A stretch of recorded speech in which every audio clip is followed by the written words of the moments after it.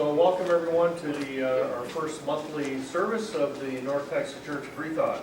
I know that we have Aria, Chloe, and Mallory new today, and Jim. Anyone else new? There you are. And you are? I'm Ron. Ron, very good. Well, we're very glad to have you. Where are you from? Plano. From Plano. Terrific. Well, we drop them all over. We have been meeting in this general region primarily because we feel like it's kind of equally inconvenient to everyone. It's only once a month, so we hope that you'll enjoy what you experienced today, because people often kind of come, what's an atheist church going to be like? But every service is different, so if you're not really thrilled with this one, come again, and we do it different each time. It's not like each meeting is a book review of the same book over and over and over again. We draw on everything. So we always begin with an introduction to what a Church of Atheists is all about, of how unbelievers can be religious or have a religion. And there's so many different ways of coming at it. I think eventually it can be even just compiled into it. Maybe plug this into the USB port though.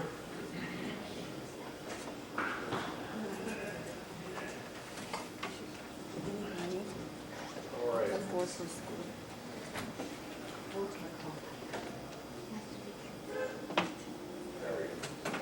Well, the Church of Freethought is in many ways a project of reimagining or rebooting. That's the term that's used now.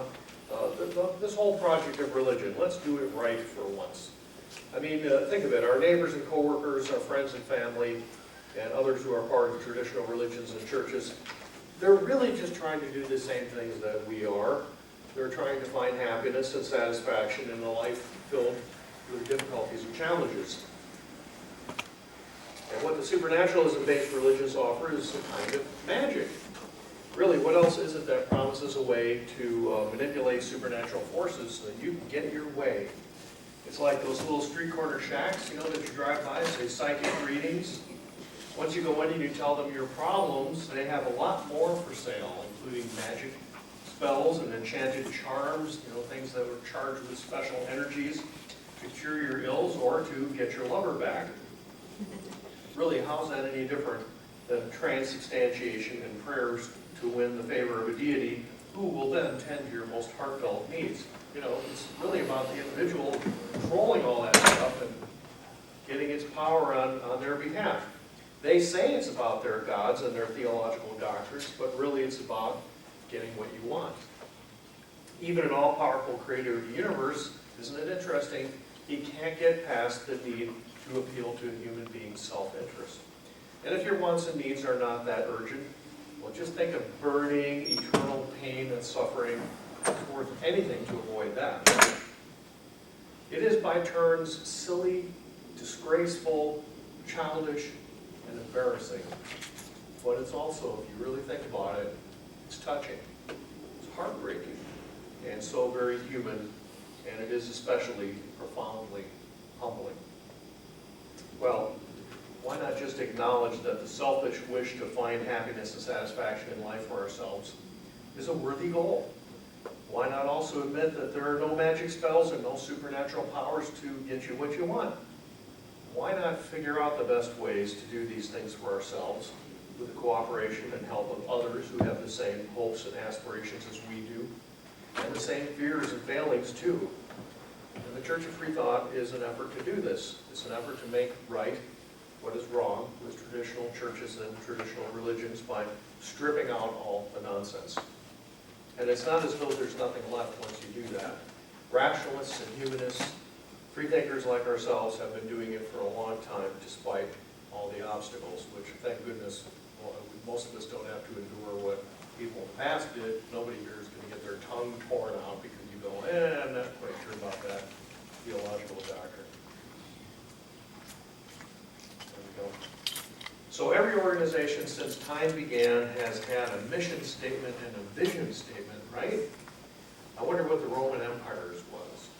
It'd be fun to kind of go back and make up those kinds of things for those organizations. I wonder what the very first mission statement or vision statement was. It's fun to think about. But when it comes to religion, then you call that a creed. And so here's ours. And by the way, there's no requirement that you get this tattooed somewhere on your body. But Freethought needs more slogans, so this is what we came up with, at least for now. We need more verbal ad speak. We need more of that kind of swag. So think about that and let us know. You can email us through the website or you can post on the forum. And you don't have to worry about, can you see that okay, Bill? Yeah.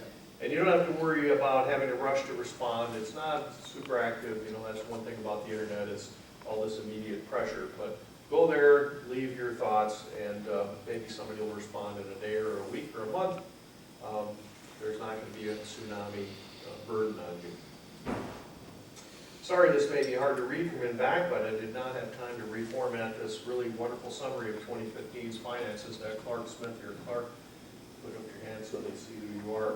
We put this together based on figures that I made available to him and others last month, so feel free if you want to. There's nothing holy up here. You can come up and look at it more closely if you want. But it shows that we took in about what we spent in 2015, which is really good because they jacked up the prices at this place here, and we even thought about briefly changing our location again, but then we found everybody else jacked up their prices too. So I guess, something, this business about how inflation is dead, not quite right, at least with hotel prices. Here's the last quarter of the 2015, made a little bit bigger. Will, who's not here because of family problems, had another idea about how to show the figures, and I'm going to try to do that for next month. But basically, for October, November, December, total year, the contributions and then the different categories of expenditure. This is our meeting space. Advertising, and we actually run ads in both the Dallas Morning News and the Fort Worth Star-Telegram. We don't necessarily think that that pulls in all crowds of people, but it's like putting out your sign somewhere. It makes people aware that we're here, we're speaking for you. When people go in there, you can depend on the fact that leaders all see that, so they know we're here. So next month's service happens a couple days after April Fool's Day. Of course, because we always meet the first Sunday of the month, sometimes we actually meet on April Fool's Day, but it's usually pretty close. We have long taken that occasion of the April service to talk about humor, so we'll see what we can do with that. It's usually been a very good service, so bring along your jokes. And please check out our website at churchoffreethought.org. Thanks to Rusty's efforts, there are now several dozens of sermon lecture items and bulletins going back to 2008. Just a ton of that. I know of no other place on the internet other than probably infidels.org that has got so much material, but all of our material pretty much is created, it's contemporary, it's not stuff from the 18th century. There's a forum under the services section. The address is in the bulletin, so you have, make sure you get your bulletin. Hey, it might be good for 10% off someplace, you never know. Present that. And go to our Facebook page and sign up for our Twitter feed also. The addresses are on the second page of the bulletin. Speaking of Rusty, he's not only our webmaster and did a lot of work with that. It's a great website. Actually, it's a church website that's adapted for our use. But Rusty's not in this room because he's doing the kids' room today. So there's another room. It's a boardroom. They have a large table, and it's not just babysitting. Our young freethinkers need food for thought too. In fact, it really, as far as challenges to mental health go, which is our subject today, I think our youngsters have a far more daunting ordeal than most of us who have had years to learn how to deal with all the crazy superstition and nonsense in the world. Jim, who's here for the first time, has a self-published book. He signed it to a fellow troublemaker. Just think about that. We can get away with being troublemakers, but think about our youngsters. They get in a lot more trouble for trying to be troublemakers. And that's part of their social upbringing, and really it's a big problem that we don't think about as much. But we need volunteers to rotate through the kids' room. So today, for sure, we should have somebody say, I'll do next month in April. It can be a lot of fun because you're part caretaker, supervisor, part teacher, part counselor, because they can talk about, depending on their age, kinds of things they're going through in school. And also sharing yourself with young people who have so much to learn, and yet not that many years to learn how to do it to be good and thoughtful people. Let's see if that will work over here. It did. The next Freethought Book Club is on April 23rd. Nero and Rena, who have spearheaded that, are not here. They couldn't attend today. But the book is going to be Robert Heinlein's, this classic science fiction work, Stranger in a Strange Land. And the meeting is going to be at Farina's Winery in Grapevine, and that's also listed in your bulletin. So do take a look at the bulletin later if you haven't already. The main article that begins on page 1 deals with religion and mental health and ends with this quote. And of course, this is a never-ending task in exploring Freethought. This was said by T.H. Huxley, the famous 19th century British naturalist, who I think Dawkins actually occupies his chair now. I think Darwin got it. Well, anyway, so it's a long, Oxford professor. But he said, thought is existence. More than that, so far as we are concerned, existence is thought. All of our conceptions of existence being some kind or other of thought. But this idea of thought means more than reasoning. It means everything that we experience in our conscious journey through every day, our lurching and pitching and hurtling through what we call our lives. It's not just mistakes and errors of perception and reasoning to which we know our species is prone, but these other challenges to our mental health that we confront every day. And of course, it's affected by what goes on in our unconscious, from which our unbidden worries and emotions and fears regularly well up within us and become part of our experience. And think what an idea that is of the unconscious. Our ancestors seem to know that things go on behind the scenes in our minds, but as with so many other things, they attributed it to supernatural forces. The idea of the unconscious is very recent, more recent even than that of the notion of the element oxygen. Sigmund Freud was perhaps the first to link religion as it existed and was understood in Europe in the late 19th and early 20th centuries with mental disorders and especially with neuroses. The science of psychiatry and the fields of psychology and clinical psychology have since had much to say about how our inner worlds of subjective experience affect our mental health, as well as how our physical health affects our mental health, and vice versa. There's a back and forth. And there's a lot of course, ridiculousness when it comes to these subjects. Mind over matter has justified people being told that their physical ills are just caused by their attitudes. You can just imagine away your cancer. Yeah, just imagine your white cells or macrophages gobbling up the tumor, and you wind up getting worse and you die. Well, it's your own fault. How's that? What does that sound like? Kind of like black magic. Yeah, like supernatural religion. How many here know of the Scientologists? That they're very opposed to psychiatry. You've all heard of that. And this is just absurd, and it's alarming. And just as alarming as some Christians' opposition to modern biology. It's encouraging that smart people have now been studying happiness and finding ways that we can have more of it in our lives based on real evidence of what works. Also, resilience. You've all heard that word, but it's actually being studied as the ability to withstand stress and adversity. Like the saying goes, it's not what happens to you, it's how you react to that. And that's what resilience is, so we could all use more of that as well. Forgiveness and mindfulness are also active areas of interest, and these mostly facts and reason-based efforts to address mental well-being. The fact that that's going on, that's so encouraging, and maybe an additional sign of the weakening of the power of the supernaturalism-based religions, which have not had much of anything to contribute along these lines.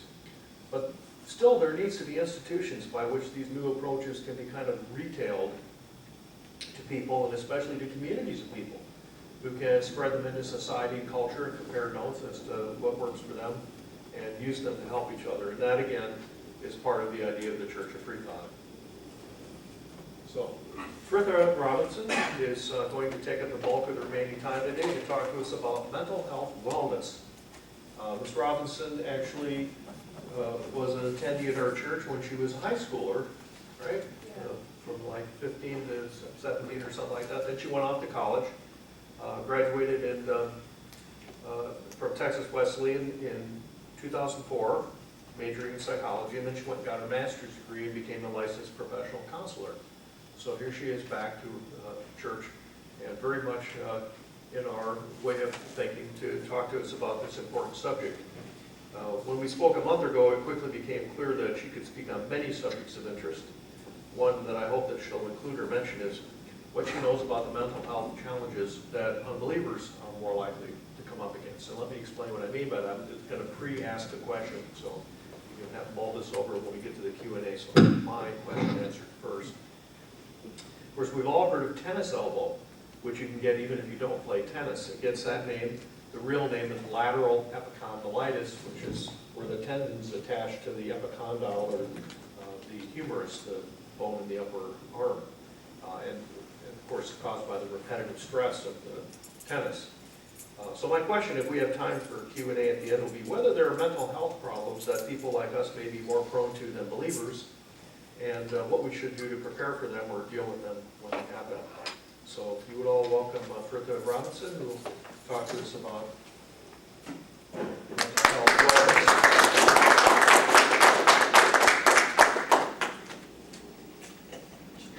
So this button will move it forward when we get back. Make you louder. No, they're women's clothes.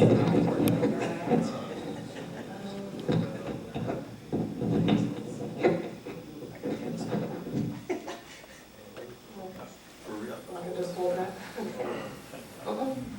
All right, good morning. Good morning. So, kind of like Tim said, I'm a licensed professional counselor, and pretty much that means I'm a therapist. So for the last 4 years, really, I've been working with substance use specifically, but I recently got into private practice and joined with a group of therapists who are secular, kind of forming the Secular Therapy Project. And today I'm going to talk about mental health wellness and the factors, different things that factor into mental health. And this is really a broad topic, so just kind of going to skim across a large topic. But in 2013, there was an article that Sean Thomas wrote for The Telegraph, and he pretty much noted several studies that showed that religious people are physically and mentally healthier. That if they are hospitalized, they tend to recover faster. That that their immune inflammation is lower than that of people who are not religious. And he drew the conclusion from this that atheism is a mental illness. So I see some people chuckling. And I think that if you have been an atheist for a while, you get this message a lot, that it's not possible to be mentally healthy and an atheist. I was born and raised in a secular household, and when people would find out that my parents were taking me to church and stuff, there was this, oh my gosh, she's going to be psychotic. And but I proved them wrong. When I was a teenager and battling an apologist, I was told that it is not possible to live and be healthy as an atheist. But I am proving that wrong. You also get the sentiment that there are no atheists in foxholes. That when things get really dangerous, atheists turn to God and start praying, and then they get out of the foxhole and they are back to being atheist again. But we'll look at how true these assertions are. And because the matter is, if anyone tells you that there's a simple correlation in psychology, they're lying. There are so many factors in our life, and you get into the does correlation equal causation, is when they're measuring whether or not atheism can be mentally healthy, are they actually measuring the effect of that person's belief in that there is no God, or are they measuring something else? So one of the things that, and in fact the studies that the person in the Telegraph was all citing, turned out they were not measuring the impact of disbelief on a person's life, but something that is known as the being in a community effect. And being in a community, a supportive community, is actually one of the biggest predictors of a person's mental health than anything else. And the other thing I will say is, as a counselor, I've seen that a lot of people do not give their coping strategies enough credit. They are too quick to thank God when it was really something they were doing.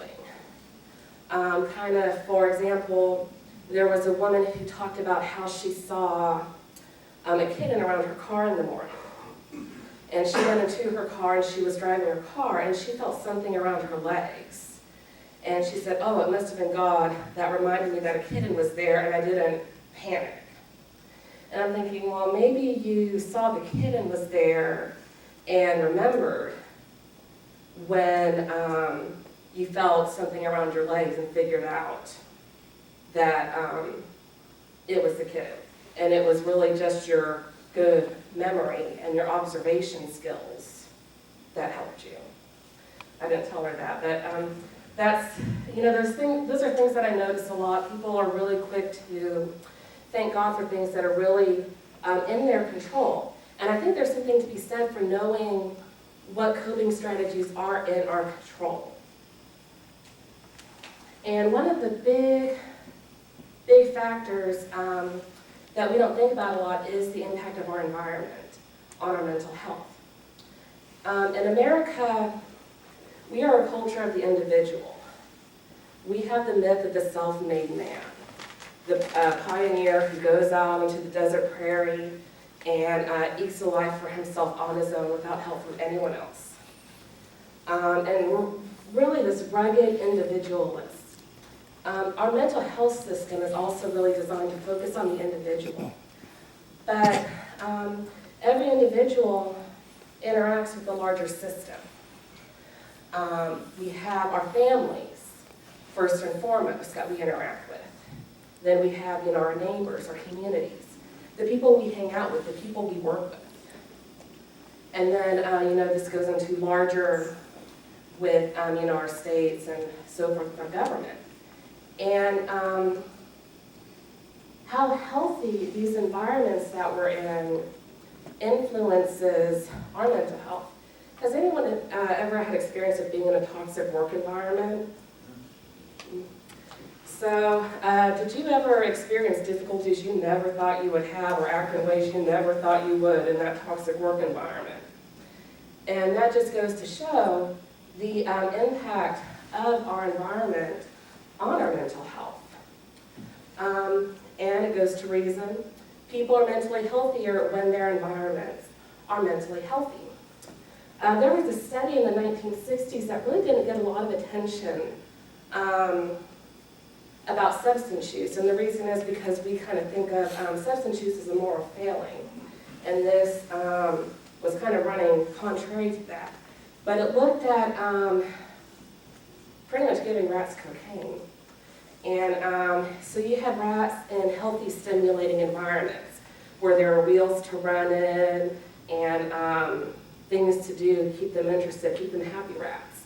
And you give them cocaine and they would try it, but they really wouldn't be that interested in it. They would just kind of leave it alone, like, okay, that's enough, one time's enough, I don't need any more of that. But you take another rat and you put it in a deprived environment where there is nothing interesting going around. And they're bored, and they're depressed because they're bored. And you give them cocaine, and they like that cocaine a lot better than the rat in the healthier environment does.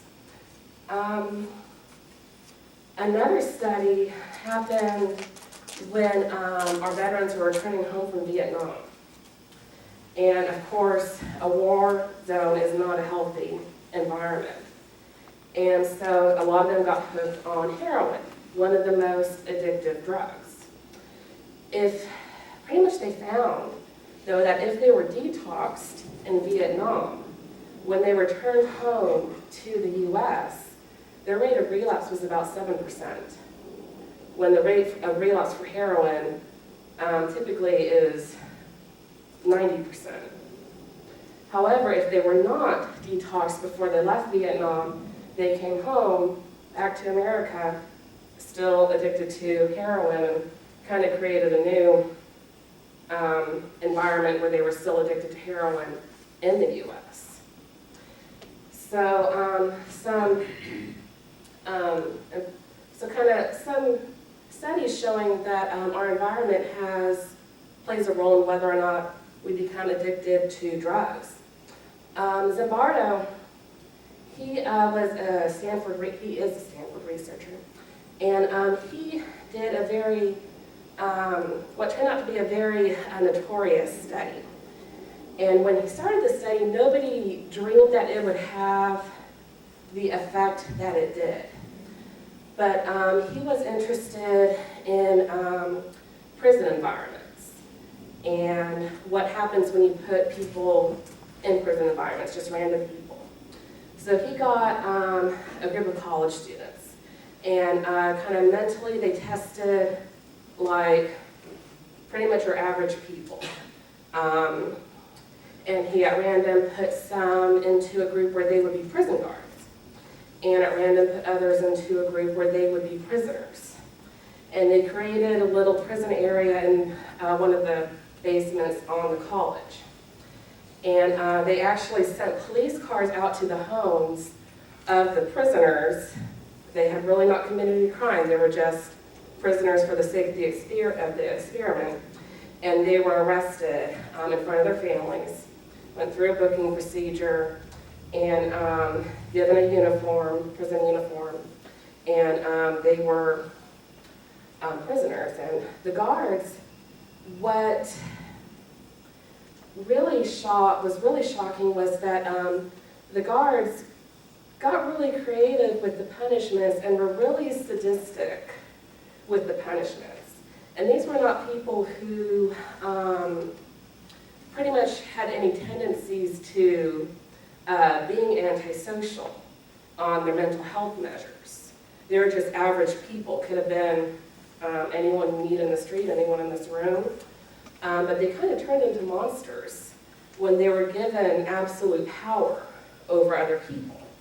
And the other thing that was surprising was the prisoners just took on that role of being the prisoner. And as Zimbardo was expecting the prisoners to band together and say, no, this isn't right, and to rebel against the guards, but that did not happen. They took on that role, I am the prisoner. And that got to be so bad that somebody who was not a part of the experiment he was showing her around, and she confronted him and said, hey, this is cruel and unusual, and it has got to stop. And he ended it. And when they kind of stopped and took a step back, they were like, oh my gosh, this really did get out of hand. And the people who were the prisoners, they had to confront the fact that they had a really nasty side to them they didn't know existed. And the prison guards had to confront the fact that they had a really nasty side of them they didn't know existed. While the people who were the prisoners kind of were suffering some mental health effects of being prisoners. So, and these are just some extreme examples to show how big of an effect that the environment can have on our behavior, but we really don't give it enough credit because we're really focused on the individual. And this leads to the question of what sort of impact does the environment have on religious beliefs and coping mechanisms? And on that note, my best friend is from Wisconsin. She came down to Dallas for some reason to go to college with me. But, and she was kind of shocked at meeting an actual creationist. She was shocked at, she thought that the creationism, that people actually believed it was an urban legend. She didn't really think that there were actual creationists walking around in the U.S. And so it was quite an ordeal, and kind of watching her kind of see the things that I just kind of took as everyday life. But she was wondering why creationism flourishes here and not so much in Wisconsin, and her explanation was that because it's cold in Wisconsin, people have to be smarter to figure out how to survive in the cold. Well, because in Texas, since we don't have to survive in the cold, the, Christians just kind of flourish. But, so one thing kind of in our environment is our social support. And this goes back to the being in a community effect that I talked about earlier. We didn't evolve as individuals. We evolved in groups, in small groups. And kind of people work together for survival. And recently kind of have been reading a book by Jared Diamond about the world until yesterday, about the different, about modern primitive cultures. And one of the things they found was people are, when they're raising children, they had a lot more social supports in those cultures where today we might live hundreds of miles from our parents and family. And one of the biggest predictors of mental health overall, though, is the strength of social supports. Now, of course, some people are extroverts, and of course, extrovert is a person who gets their energy from being with people and socializing. They tend to talk as they speak. So extroverts really social. They tend to have a lot of friends. And then there are introverts who are quieter. They tend to have to think before they speak. And they get their energy from being alone and kind of are drained when they're with people for too long. So, but that doesn't mean that extroverts are more mentally healthy. It just means that an extrovert probably needs 5 social engagements a week and an introvert needs at least 1. But having a significant social interaction each week is a big predictor of the strength of someone's mental health. And some people even speculate that this is one of the remaining draws of organized religion is the social supports that people get from it. When somebody in the community is sick, people get together and make a casserole. People go and visit when you're in the hospital. People might provide financial support during times of need. Or maybe kind of a place to meet other people and have somebody take care of the kids for a bit while you go out and do something and then you take care of their kids so everyone gets a break.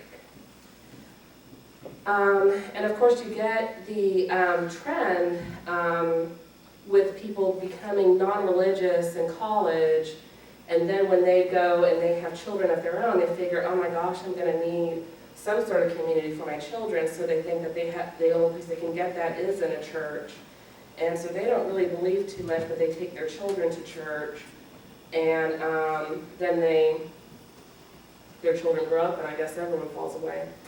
But there is still this belief in society that the church is the place where you find that community. And that's, I know the North Texas Church of Freethought kind of gets blasted by some atheist groups for calling itself a church, but I think that's one of the draws of providing such a community. Because a community does not have to be religious. It can be secular. It can be kind of based on fandom. With the internet, I think it's interesting that kind of people have become less religious as people have been going online and finding like-minded communities. And I've even seen some people say that they became less religious as they got more into fandom in particular. And fandom's just kind of getting with other people who are fans of a certain show and kind of leaking over that show together.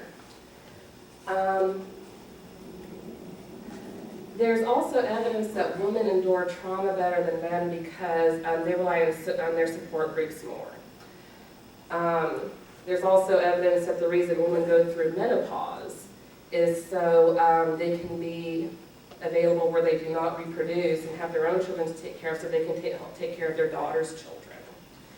And kind of still even in modern times, the woman's family is the one that helps with stepping up and raising their daughter's children. You don't see so much mother-in-laws with their daughter-in-laws. It does happen, but it's not the norm.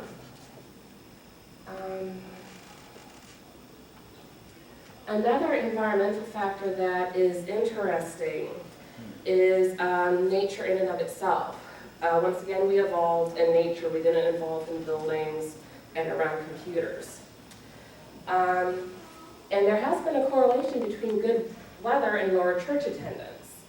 And it's people, would much rather be outside on a beautiful spring day than indoors in church. They also, more recently, found a correlation between the number of nature-based amenities such as beaches, coastlines, parks, and lower rates of adherence to organized religion in the U.S. So this doesn't necessarily mean atheism, but kind of worshiping nature. I don't know so much Wicca, but atheists are included in that category. And among, I'd say most of the atheists I know tend to also be nature lovers in some respect. Most I know like to go hiking a lot. And this would also explain why the Northeast United States is one of the least religious areas, because they have a lot of parks, coastlands, places to go outside, so it kind of explains Portland a bit. But nature also has a positive impact on our mental health. There's been a lot of studies for years showing a correlation between people who live in the city who do not have access to green parks with trees and having higher rates of depression and anxiety than people who have access to parks or live in more rural areas. And so there's kind of piqued some research interest, and they decided, okay, is this just correlation or is there something else going on? And they studied people walking in nature among the trees, and then they studied people walking through their usual city jungle. And they found that people who walked through the trees, areas of their brain were stimulated that reduced depression and anxiety. And one of the reasons I think this might be is it could stop the process of something called morbid rumination. And morbid rumination is when you're thinking about something unpleasant and you can't stop thinking about it. And I'm sure if you've ever tried to stop thinking about something, you know how hard it is to stop, because what happens is you're like, okay, I am not going to think about this anymore, and then 5 seconds later you're going, what was I not thinking about again? Oh yeah, and it's back. Trump. So the other thing that happens, and this is kind of the phenomenon of, oh, I left the tape in the other room, I need to go get it, and you go into the other room and you forget what it was you went in there to get, and then you go back into the room where you were wrapping your present maybe, and you're like, oh yeah, tape. And the reason that we remember it as soon as we walk into that room is because we see the wrapping paper or the gift laid out, and that's triggering us, hey, I was wrapping something and I needed the tape. Where when we went into a new environment where we didn't have the wrapping paper or the gift, we forgot what it was that we needed to get. And this is the other thing that getting out in nature could help with. If we're in, so say we just flunked a big test, and we're at our college campus, and all we're seeing is the building where our classes, we're seeing the person on campus who always seems to score an A no matter what, and we're seeing the library, which even though we spent hours in, didn't help us pass the test. And we're seeing everything that gets us back on that process of thinking about the thing we don't want to think about. Whereas where we get into nature, we're seeing trees. We might see some animals, and we might see some interesting plants that we don't usually see. And this gets our mind off whatever it is that we don't want to think about. So, and this is just, one thing that you do not need to be religious to enjoy. So everyone there are some wonderful parks in this area. I found a lot of them. So another important factor to mental health is creativity. And I know that there's a myth that people who are very creative are like Picasso and bipolar. And once again, going back to what I was making the first point on, if they tell you there's a simple correlation, they're wrong. But creative people are no more likely to be emotionally, mentally unstable than other people. And if anything, creativity, being creative every day can help with our mental health. We don't think about it so much because we just kind of take language for granted. But psychologists have found a connection between language and creativity. Language is symbolically expressing our thoughts with sounds, or in the case of writing, marks on a page. The sounds that we use to convey our ideas are all symbols. Either whether they are vocal or written. And to have that symbolism requires creativity. And there's even links between children's development of creative play and their development of language. These tend to be lockstep. As a child's creativity becomes more complex, their language becomes more complex. And language, one of the things that we use it for is to figure things out. Why am I here? What am I doing with my life? And for this reason, it can be useful for processing a trauma. Joss Whedon, he was the creator of the show, of several shows, Buffy the Vampire Slayer, Firefly, more recently The Avengers. And he known for being an atheist. He's been very outspoken about how he doesn't believe in a sky bully, which I think is a perfect way to describe the God of the Old Testament. But his mother had died. And he went and he wrote an episode for Buffy called The Body, where Buffy comes in and finds her mother dead. And just kind of based on his experiences with that. And he didn't think it would really resonate with a lot of people because he thought people would have wanted nice, religious, she's in heaven type thing. But it did resonate with a lot of people, the realism of it. And what he was processing with it is, the questions we all have after somebody we love dies, how did this happen? What could I have done differently? Kind of the mixed feelings of you want out of the situation, but you have to stay. Guilt that might be there. And processing that through a creative outlet. Music is another easy thing to think of when we're thinking of people who have processed emotional trauma through it. Tori Amos wrote Me and a Gun after being sexually assaulted, and kind of helped her through that. And a lot of the songs that really resonate with us are songs that are from a place of deep emotion. So, but it's not just with helping with trauma. Doing something creative on a daily basis tends to help people to become mentally healthier. It's kind of that dose of daily medicine. And I'll have people come in and they'll say, I'm not creative at all. There's a lot of different ways to be creative. We kind of think of the painter with his smock. You don't have to be a painter with a smock. Some people are really creative when they cook. trying out different recipes, how you're going to present the food. There's creativity in that. How you're going to organize your home. So there's a lot of different ways to be creative and kind of getting in touch with whatever it is on that daily basis is good for that. Even if you are emotionally healthy and do a lot of things that keep you emotionally healthy, sometimes life gets overwhelming. So kind of a year ago, we found out my son had autism. So sometimes life throws you curveballs. And you might need to sharpen your coping skills. Or you might need to challenge your thought processes. Or you just might need to talk things out. And even the most emotionally healthy people have challenges in their life.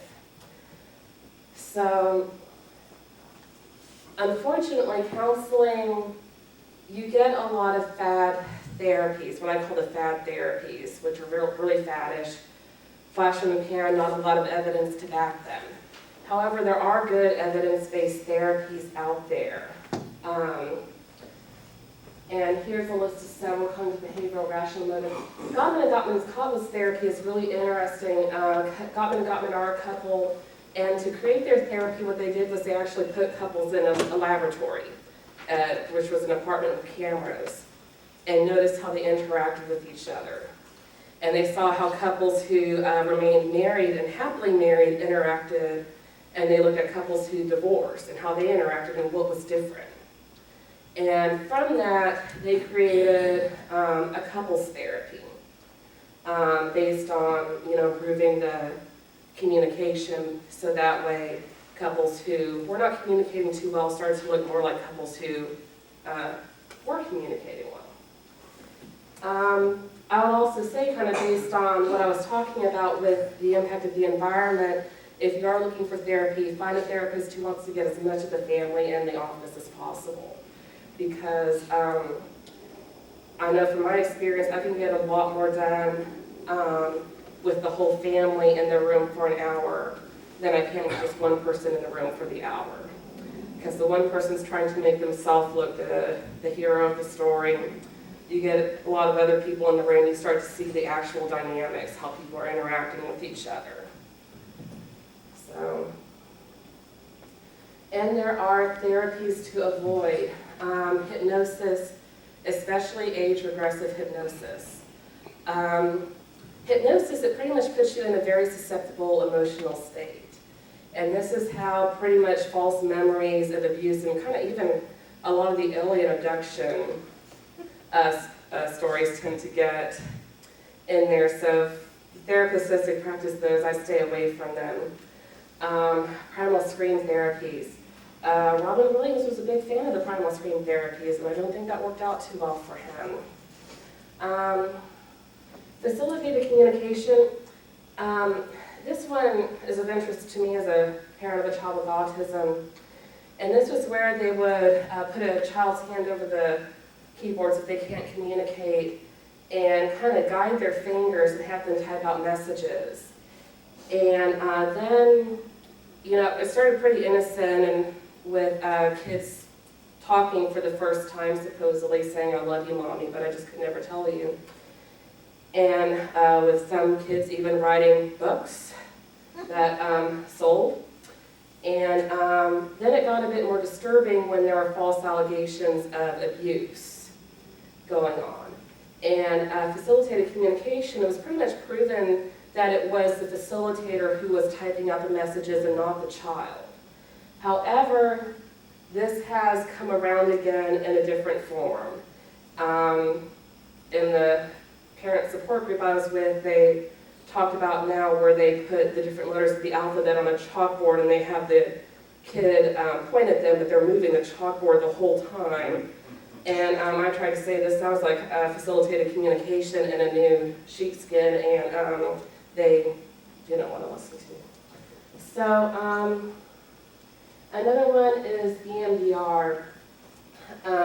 And this pretty much, they help people process trauma by moving their fingers in weird ways and having them rate their anxiety. This was all the rage when I was in school, and I was kind of skeptical because it seemed like one of those too good to be true things, and it is too good to be true. For one thing, while it can help in the short term, long term, it tends to lose its effectiveness, and you're better off going with just regular CBT. The other thing is that the eye movements do nothing. It's really just the ranking of their anxiety repeatedly. So all of the eye movement stuff is superfluous. Really, I think it's the counselors getting fleas because they charge so much to train people in it.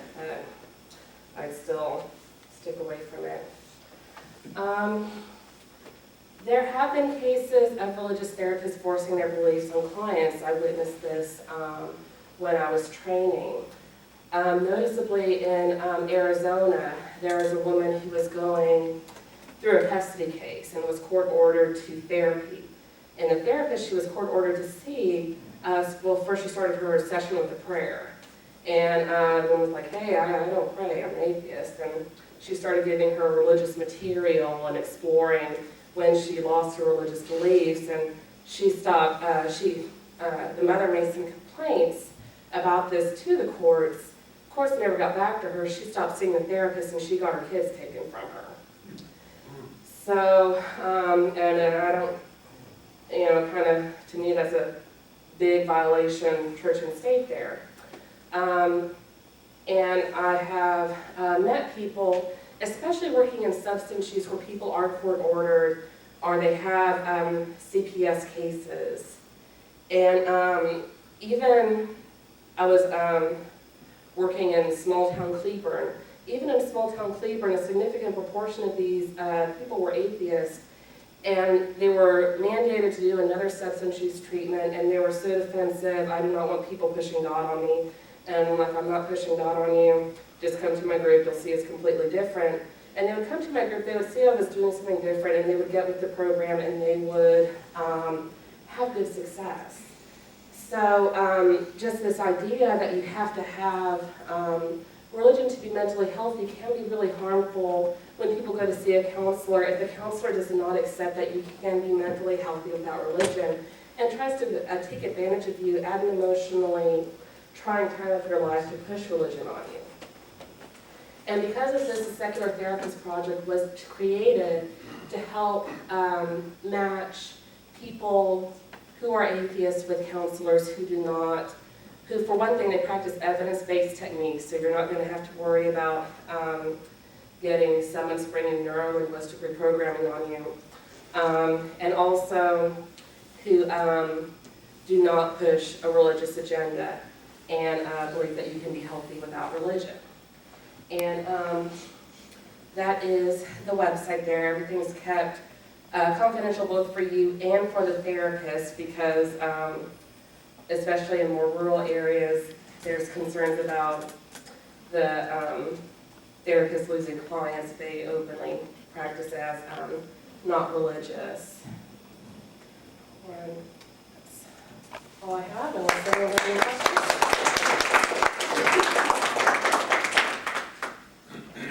It's like the contrary to the myth. What was the myth? The myth of mental illness. The mental and emotional coexistence. What was the myth? The contrary to the myth. Okay, so the myth of creativity and mental illness is that people who are very creative tend to be insane. They tend to be bipolar. We kind of think of Vincent van Gogh who cut off his ear and was bipolar.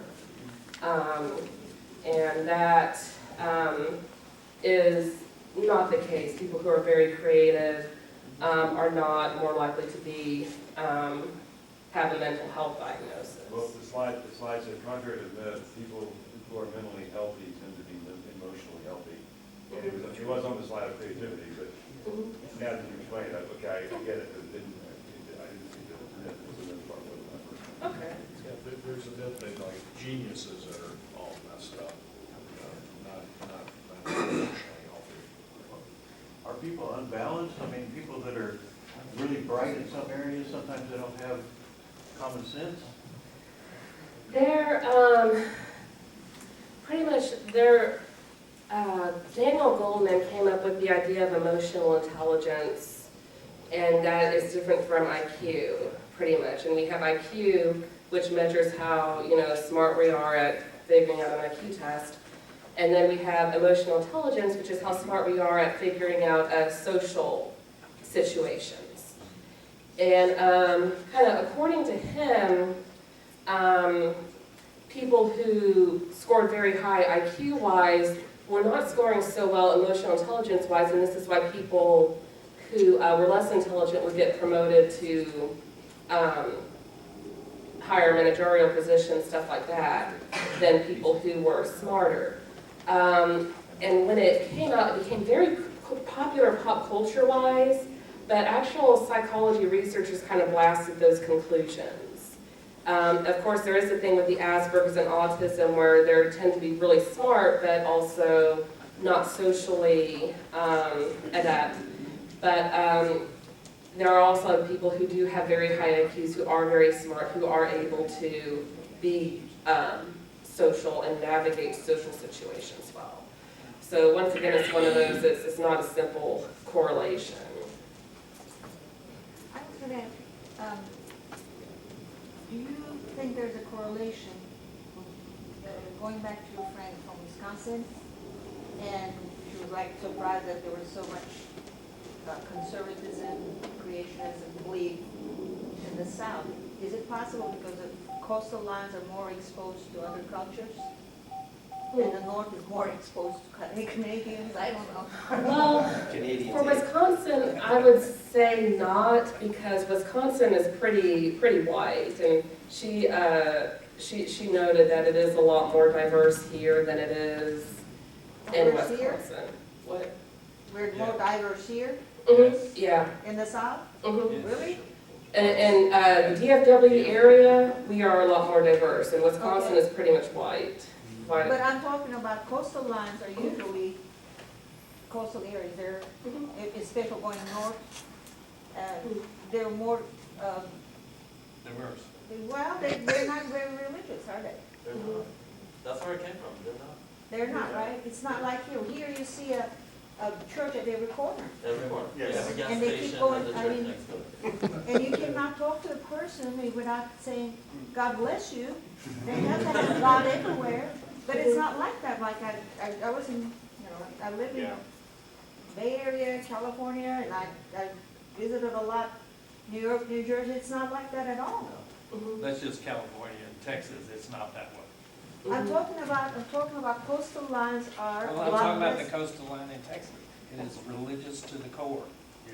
But coastal line in Texas is not exposed to the same type of influence from outside of the United States. I'm talking about like New York. Everybody comes to New York from all around the world, and they pile up there and stay there. Similar to California, the coastal line, they are more exposed to outside the world outside the United States.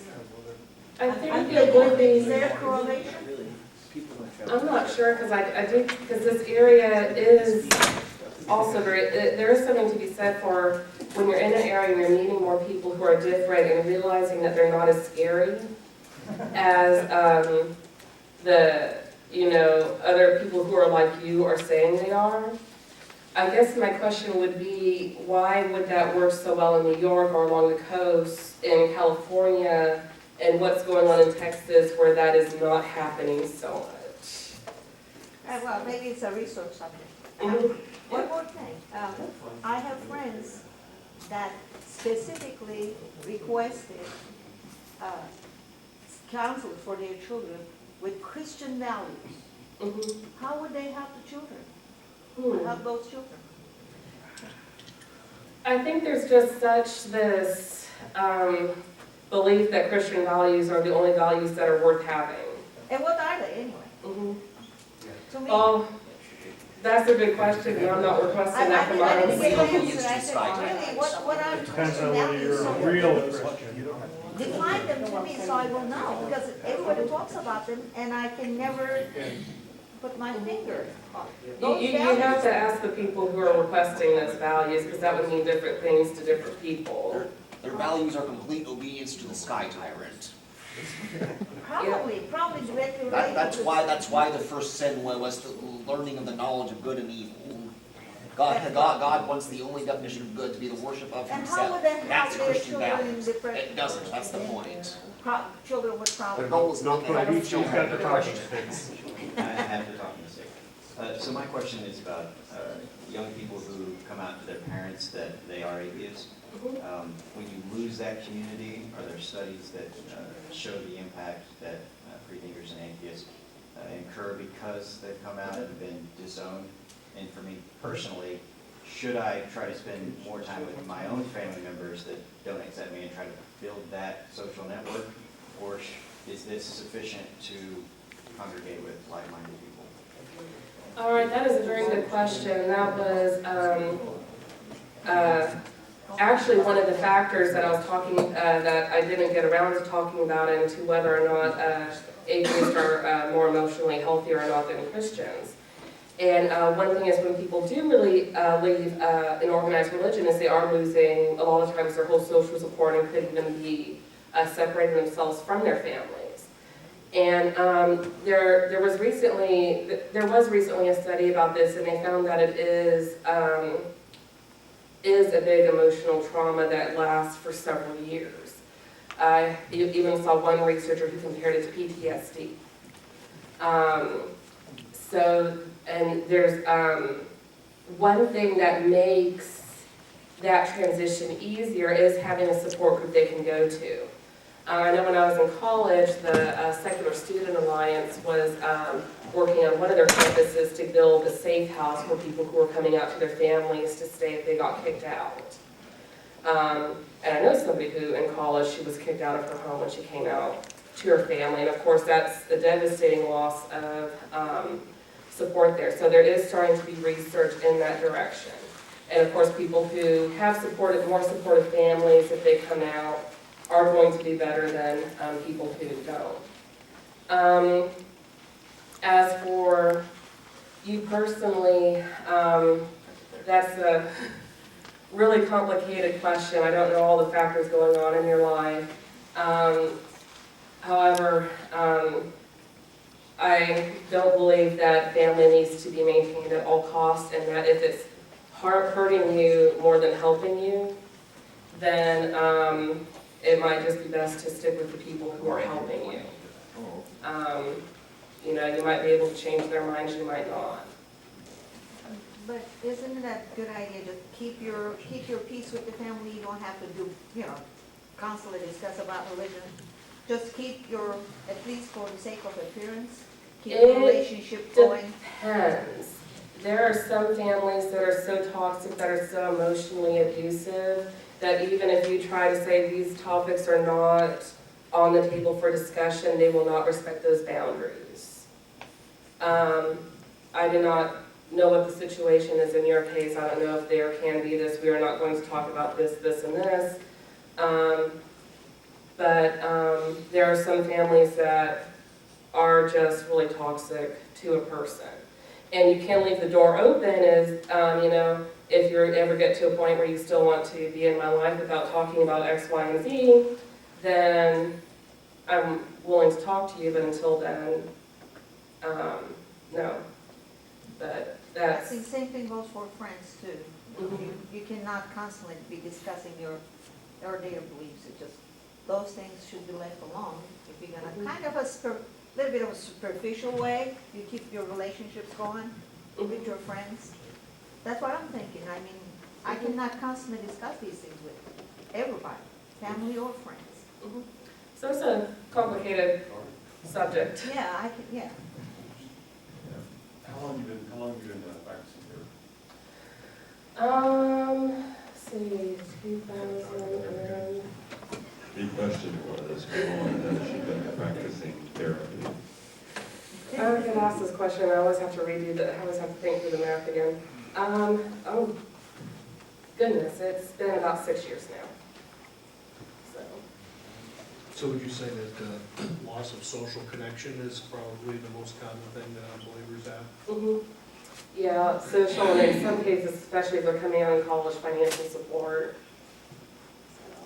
Freethought, Because saying I'm an atheist is interpreted by many people, I would think, is sort of like, I'm nothing like you, which is kind of like, cutting your social connection. Like if you wear a shirt that says this is what an atheist is. Well, in my own observations is, for people who believe this is threatening, just to see somebody who's living a moral life, who is living a happy life, because they were told that these are impossible without God. And kind of like being born and raised, people would be my friends, and then one day they wouldn't be my friends anymore, and nothing they knew about me changed. Nothing about me changed, but what they knew about me changed. And just what they knew about me was so scary that they weren't interested in being friends anymore because it threatened their belief systems too much. So you took one for the team. How many feel like, sometimes you take one for the team?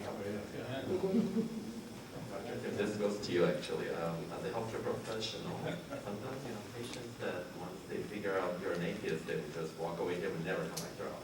It happens to me a lot, and honestly, I mind the money and the business part of it, but I'm at a point in my life where if they're not coming to me because I don't believe in what they believe, I don't need those patients. I just take the loss. What is your experience? That's a very important kind of thing. Some years back, KXAS Channel 5 did a little story on our church, but they publicized it ahead of time, for days, so it got a lot of publicity. But part of their piece was they went, after talking to us, and this is their religion editor. I mean, they had something every week about, oh, here's a child preacher, here's this, here's that.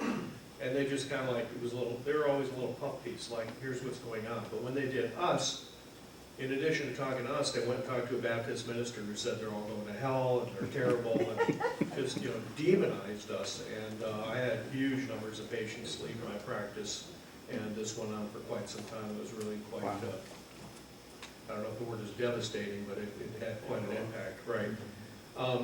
This is something we should have a church service about at some point too. If you're interfacing a lot with people who are believers, especially really intolerant, bigoted type of people, is how to present it in a little bit more of a gentle way. He means Christians. And I still will have patients that Google me and find some things they say, are you the same one who's this atheist? To which my answer will tend to be, well, I'm a doubter. And our having this church is a way of expressing that doubt. It's not a way of separating from society and saying, oh, we believe it's Satan or something like that. These are interesting questions to us, and working through your doubts is an important thing. And people are more likely to respect that. So I think that is something that is important to us as a movement amongst the nuns, is how, I'm a nun. Again, it's like saying, I don't have something that you have. And, Bill Mayer says that too well. An atheist, that's not a religion because any more than baldness is a hairstyle or abstinence is a sexual position. Which you see the appeal of that, but on the other hand, that's the same as saying, well then, that's like saying our opinions about religious questions are irrelevant, meaningless, and not of any interest. And I feel very strongly that in fact they are. Our views on religious questions are as much our religion as somebody else's is. The consequences of not just saying, oh, I don't believe in a God, but if you think of God as, say, a thought experiment, what would be the best kind of sentient being to be? I mean, show me somebody's God and I'll show you what kind of person they are. So we should all... It's a luxury, it's a privilege to be an atheist to me. Absolutely. I mean, I'm fortunate to be an atheist. Some people don't have anything. Say that to speak. I'm very fortunate. I'm very happy, lucky to be an atheist. I think it's a luxury. Not everyone has it. I'm quoting Bill Maher again in that movie Religious. If you are in a foxhole, you have a lot of faith. If you're in prison, if you're in a bad, messed up situation, you want to have a God and pray to God every day because you have nothing else. When you have nothing else, you have a lot of faith. When you have everything that you want, or you're trying to get everything that you want, or you're happy and you're moving in a good direction, you don't need that stuff. Okay, That's what I think. about prison. The reason people turn to God in prison, because they got a lot of leeways, Free time. free time. Special treatment, too. Special treatment, exactly. Yes.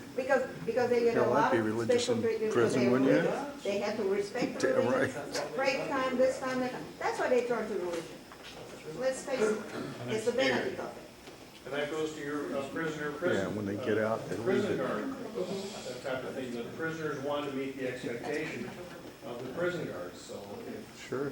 Well, this believe is the a guy little in bit, proxy for all, I'm reformed now, you can let me go. no, this is a Well, little bit and then different. the people I was working with, there was the term, the prison house religious person, prison house Christian. This is, at least at the beginning of it, I'm thinking it's totally different. They just, oh, if I'm religious and I can get away with this and get away with that, I have free time, they have to allow me to go to church on Sunday. So maybe that's how it starts, but maybe it goes on, yeah, I'm reformed then. Yeah, just because you're religious doesn't mean you're reformed. There are a bunch of religious people that go to prison anyway.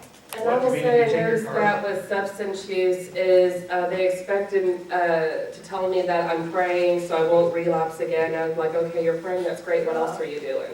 Go to And Catholic church, they pray too. Yeah, they were not expecting that response from me. So if you get your car, if you take your car to be fixed by the Christian Brothers, you mean you can't necessarily count on not being ripped off? You can, These people that use this foxhole analogy are, they're full of crap. What is I have it? been in a few foxholes, and I tell you, I was still an atheist. I don't give a damn, the bombs were dropping around me, and I was just an atheist. I wasn't gonna lean on any religion or anything else, I just take care of myself. I would think if you're in a foxhole, you'd want to be in there with some atheists, because the Christians are going to be praying or getting up out of the foxhole, God will protect me. Not really. And I'll say You that's know, a, the dozen or so times that it happened to me, I didn't hear anybody praying. They were saying other things, but they weren't praying. I'll say that's okay. Whenever I've been in danger, I'm always thinking of how do I get out of this situation, not, oh God, please help me. That's how you survive. I mean, how am I gonna get out of this situation? That's right, you bet. Survival is number one. And that's Aaron. Aaron, would you recommend that people seek out therapy on a regular basis as a good mental health practice instead of coming to a therapist, kind of like a religious person would come to prayer? You know, that is a very interesting and complex question. I guess, for one thing, in a perfect world, I would say yes. However, right now, the way so much of therapy is kind of scripted by what the insurance companies will pay for. And there's not going to be a lot of insurance companies that are going to pay for that kind of mental health checkup. And I wouldn't even say that so much for a weekly basis if somebody's doing that, but more like a monthly basis or so. But, you know, to kind of help get clarity, get things off your chest. I could see the value to that, but then you can also get to a point where you have too much therapy too, I think, and you're not really working and moving forward on things. So once a week would definitely be Maybe too somebody needs extreme to in a start a perfect mental world, health but once a gym. month or so maybe. Aaron, let me give you my spin on A this. mental health gym. Yeah. Coming here, That's what we have here. Freethought is therapeutic, it's healthy, it's fun, it's exciting. I think there was a reason I came. And there is that, social support. That's so true. I was thinking of that too when Aaron asked the question that people go to the gym to work out physically, and of course, being in good physical health is good for your mental health, but how many people actually deliberately do things to improve their mental health?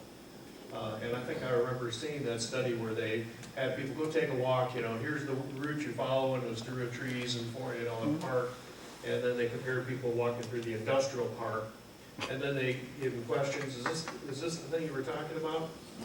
And they gauge, that they have more of an upbeat attitude after they've been through the park and seen the squirrels and things like that. So but how many people actually do that? If you go for a walk or you go for a jog, how many people go out and jog or run?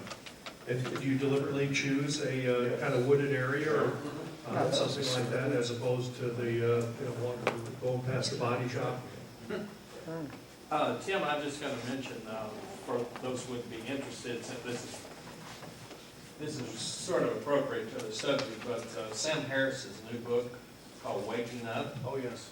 I just finished reading it, and he basically is talking about mental health. That's what he's discussing. Now, his solution is kind of oriented toward meditation, and he's been doing that for many, many decades, according to him, although he's not that old. But anyway, it does talk about mental health and about how useless religion is, and he's got some great comments in there that I have highlighted several times. So anyway, just a thought if you want to read. If you like Sam Harris, it's a pretty good book.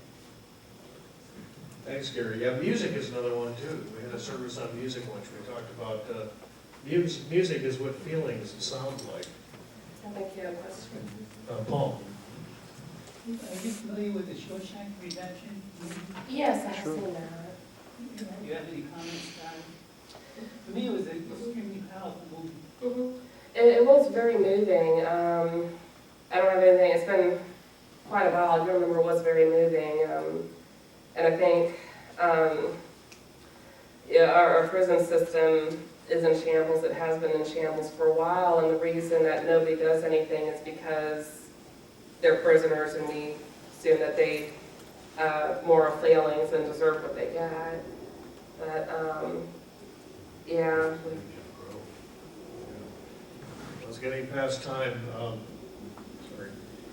Actually, that relates to something I came across in my reading, is that during the Middle Ages, when they thought that mental illness was like being possessed or something, there was also the idea that mental illness was when people were regressed to the level of animals, and that's how they justified keeping them in just absolutely inhuman, barnyard type conditions. And that relates perfectly to what you were talking about with the environment. You put people in those conditions, what do you expect them to, what the result is going to be is to drive them insane if they're not already.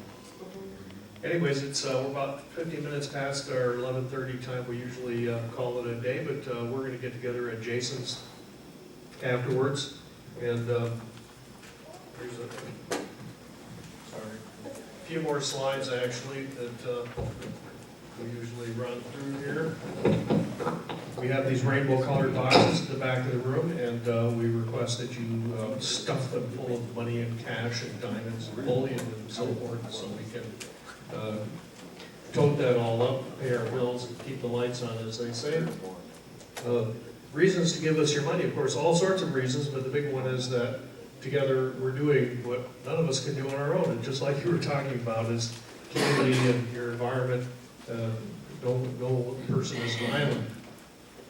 And also help us promote your values and to demonstrate your commitment. And as Gandhi said, be the future that you wish to see. Change the world.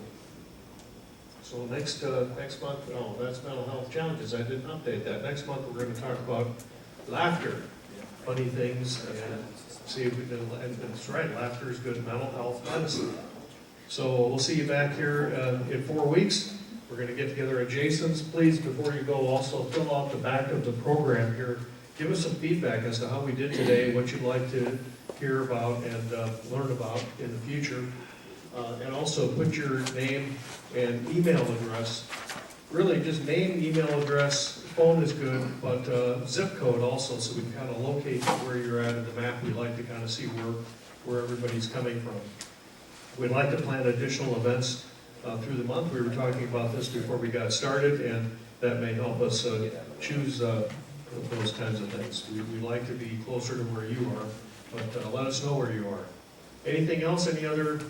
If you don't know how to get to Jason's, find one of us and follow us. But basically, you go out here, continue in the front of Road to 114, get up to the where the Sheridan is, go over the bridge, go all the way up. I forget the name of the street. You keep going up there, and you make a right-hand turn. First stoplight beyond the bridge. The first stoplight beyond the one that's right at the bridge. There's only one light. There's only one. Yeah. After